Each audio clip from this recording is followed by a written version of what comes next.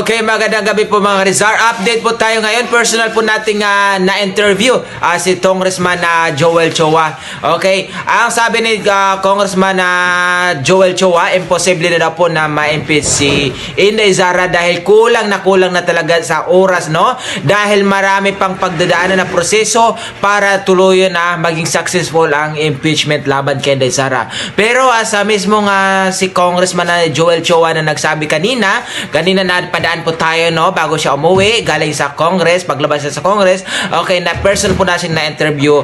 Okay, sabi niya imposible na daw po na matuloy ang impeachment laban kay Inday Sara dahil nga kulang na talaga sa oras. Okay, panoorin niyo po ang ating interview kay Congressman Joel Chua ng 1st District of Manila.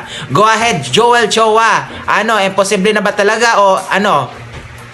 Well, impeachment complaint is concern ko kasi dyan is impossible because of the time. Diba? We have to face reality. By next year, come February, national campaign na. By March, local campaign. Ngayon, nahihirapan ako mag-master ng quorum because of the several invitation activities of the members. Diba? So, talagang, siyempre, lahat ngayon very busy.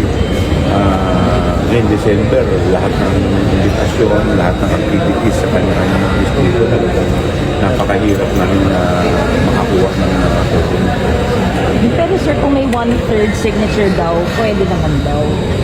Well, if they could master the 1/3 signature, then Pipirma po ba kayo?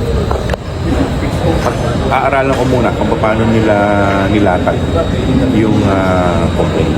Pero sir, nakabatay sa hearings niyo po yung mga Yes, and I will check.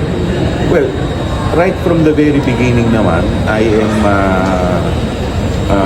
consistent naman na kung merong ground, meron naman talaga.